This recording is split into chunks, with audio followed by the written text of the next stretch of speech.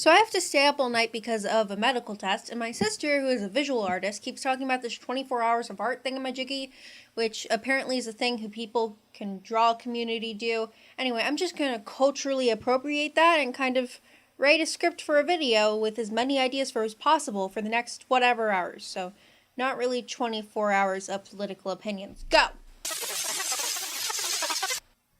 Why do people get pissy about seizure warnings? Not liking trigger warnings, I can sort of maybe get, because in people's heads they think everyone should always be okay with rape showing up, but epilepsy is a medical condition. I mean, so are triggers actually, but epilepsy is one of those medical conditions that people actually respect, and most people are willing to admit that causing people seizures aren't cool. So why do people have a problem informing people to skip the part of the show that makes their brain go wanky?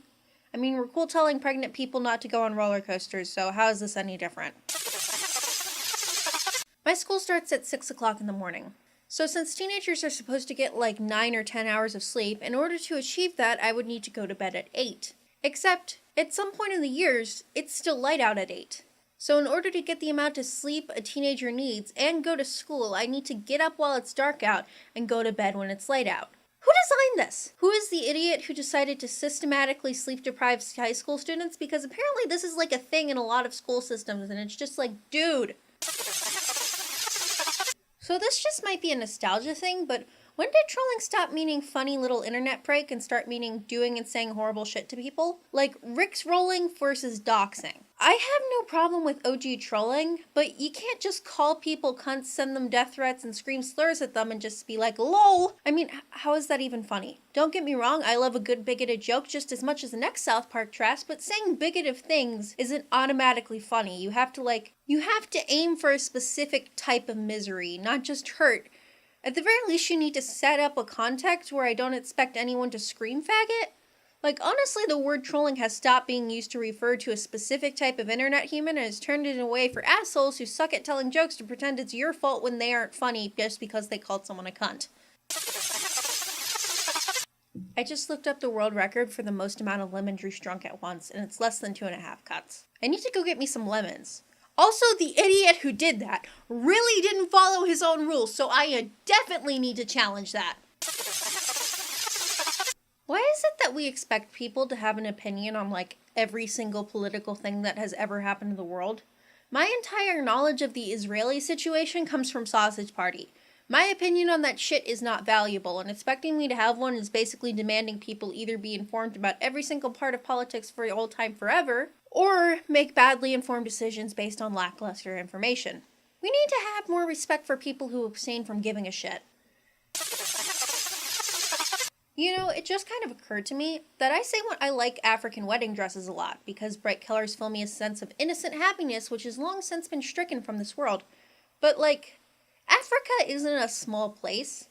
It's a very big place. I've been Googling traditional wedding dresses along with the name of African countries for 20 minutes, and I realized that the whole of Africa has a lot of different dress styles. There's Ghana, which has the Syrian-inducing bright colors that I think of and enjoy, but there's also Ethiopia, which just looks kind of meh. Anyway, I guess what I'm thinking is I really need to stop saying Africa in my head, or at the very least break it down into sub-regions, because it's not useful or correct. You know, one of the things that got me about the whole millennial thing is I always thought millennials were my age, born in the new millennium, but they're not. So with that in mind, my personal idea is Gen Z is if you're too young to remember 9/11, you're Gen Z. So since humans start to form memories at 3, that's 1998 and up is Gen Z? Sounds about right. Then again, I'm not really sure if other countries have the whole 9/11 is the biggest thing that's ever happened since World War II. The last time foreigners crashed planes into American airspace, killing a few thousand people and getting America involved in an international war. I know that non-Americans tend to be more focused on the world at large rather than just their country. I mean, I doubt non-Americans would use the term non-Americans regularly, but I don't know. Most of my political beliefs are about people and how to act and fix problems and make everybody else's life a little less shitty, which is a lot more social than a straight-up legal.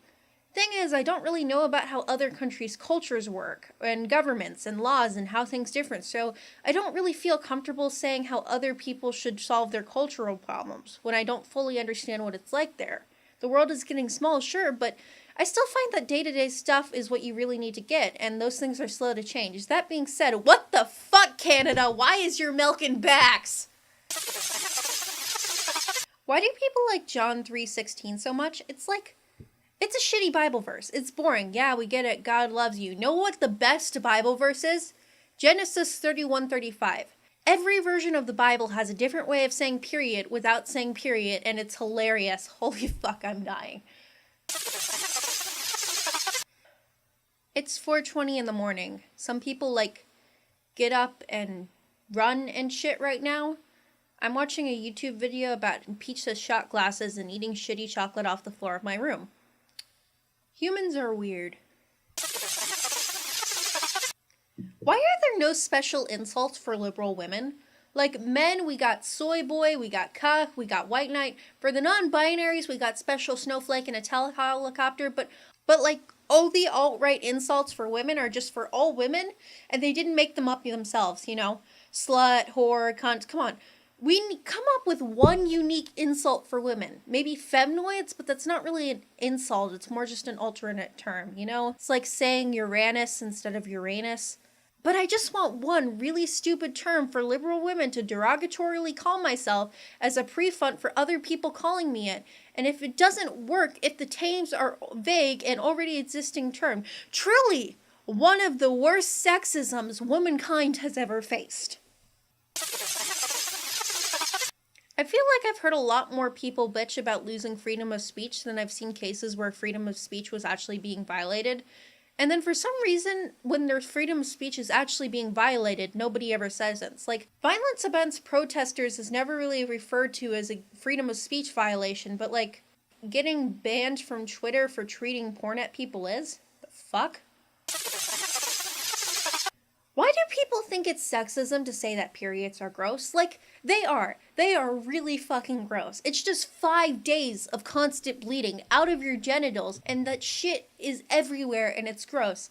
Like, I get making men have a basic understanding of how this works because, you know, they're gonna have to interact with a woman at some point, and being less shy about getting chicks and developing words period supply so they don't mess out on school and stuff, but like, trying to pretend that periods are beautiful and good and stuff, they're not. You just kind of have to deal with it, like pretty much every other fluid that comes out of people's genitals. I think the main reason I'm a lot more okay with people making fun of white people than I am with people making fun of black people is I've heard a lot more people want to stop the existence of black people. So every time I hear a black joke, I just think of advocations for mass genocide or sterilization or fucked up shit like that. Whereas if I hear a white joke, it's trying to kind of just like fun-hearted, bigoted humor. The joke is the same, but the context is different. And you have to put it in the we don't hate black people context before we can be funny again. This is why it's more funny when black people say black jokes, because again, you know, you assume they don't want to exterminate themselves, so the context is back to lighthearted, horrible, racist jokes. Protests are fun. You go to a protest and it's basically just a bunch of people who already have decent talking points with, standing or marching for like 2 hours with nothing to do. It's like a party, except instead of smile talk, you have enlightening and deep conversations. And instead of parents, you have cops voiding constitutional rights. Also, it's the only place I've found where it's socially acceptable to dress as a clown and then compare yourself to members of the US Senate. Hey, it's my opinions or facts, and I did not think this would take as long as it did because I'm an idiot who doesn't realize longer videos take more time. If you like this video, please do all the things that give me YouTube's approval because I desperately, desperately want it, and yeah, adieu.